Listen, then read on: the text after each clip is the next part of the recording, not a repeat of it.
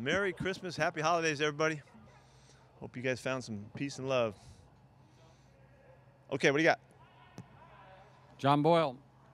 Yeah, Pete, you talk about all the time. Every week's a championship opportunity. Is this why? So when you get to these games where the division's on the line, it's kind of normal. Exactly, Johnny. That's the whole purpose of the whole, approach and mentality is to keep practicing for these moments all along, so that when the time comes, you feel comfortable. You know what's expected. You know what the routine is, and you don't have to change anything. You don't adjust anything to this moment.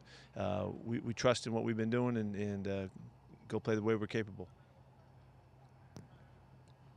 Greg Bell. Morning, Pete.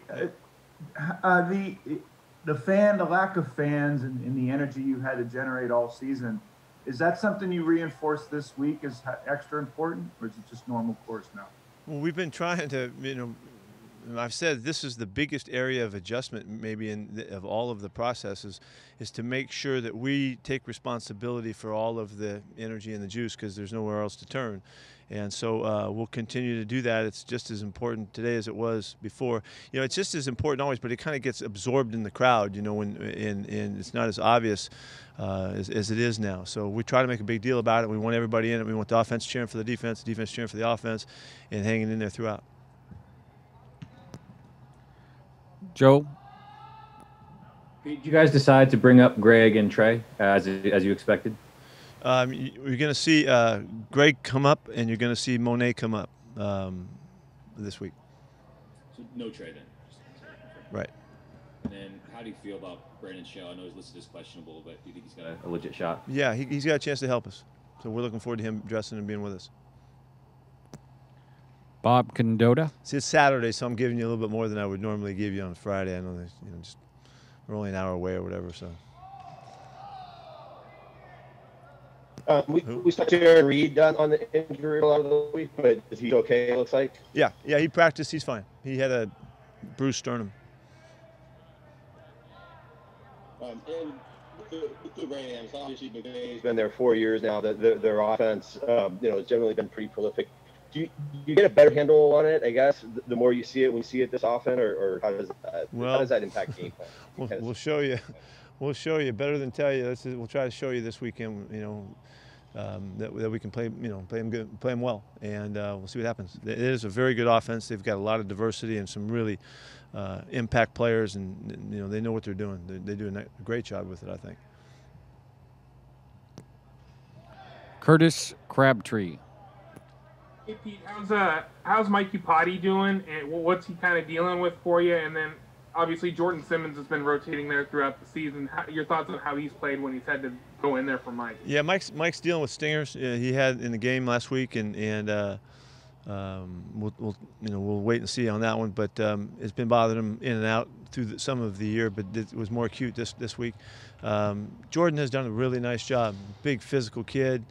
Really comfortable playing now. He's played a lot of football for us, so it's not like we have guys coming in that doesn't have the experience. Jordan can play. He's played against these guys in the past, and so we're looking forward to him playing well if that's the way it goes.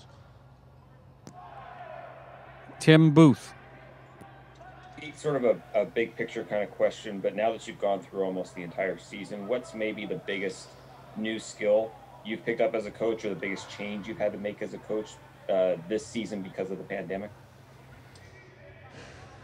Yeah, well, I mentioned one of the areas that stands out the most is about, carrying the enthusiasm at the stadium, in the locker room at game time. That's probably as much as anything.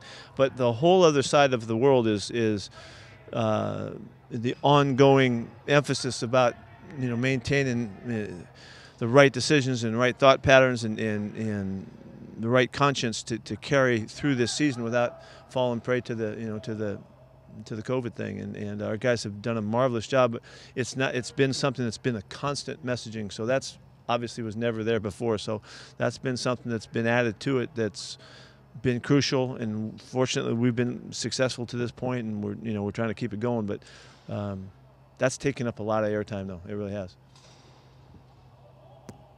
Art Teal.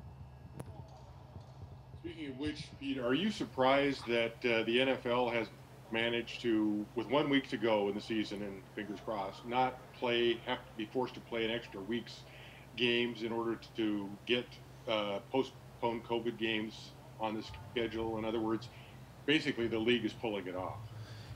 Yeah, really are. There was, there was a lot of reason early on to think how we possibly going to manage this thing, and we had the example of hockey and the NBA going into a real strict bubble routine. Would we be able to create and maintain that, with 4 times as many players, or whatever it is, 5 times as many players and all that, through the course of the season. So I am surprised, but what you can see is that we do have a formula that can be successful in football, and we found in our little world here that we have a formula for staying away from COVID, and our guys have figured it out. Everybody stayed with it. And you can be successful. You don't have to get it, but you got to be really strict, and you got to be able to control the variables around you.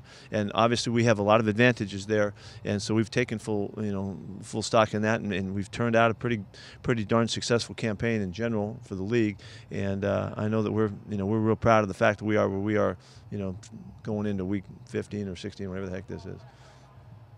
Unrelated, did you manage to present with your warmest congratulations the cheesecake to Ugo Amadi? Oh yeah. That landed. Yeah, he hasn't been real boastful about it. He's been pretty humble about it. Matter of fact. So, but yeah, it was delivered. Coaching him up on that? No. He's got it in his makeup. Thanks. AJ McCord. Hey, Coach. So one of the matchups that I think all of us are excited to see this week is DK against Jalen. And earlier this week, he said that he was brought to LA to stop guys like DK. Have you seen DK take special, I don't know if pride is the right word, but can you feel if he's looking forward to that matchup again this week? I think he does, but he hasn't changed his routine at all. He's been right on point with the way we do things. You wouldn't know it just to watch the way we've worked and all of that.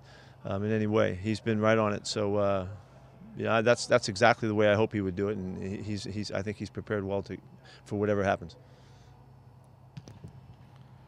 Brady. Hi, Pete. Is there anything new that you can tell us with Josh Gordon? Any change there to that situation? Yeah, nothing's changed.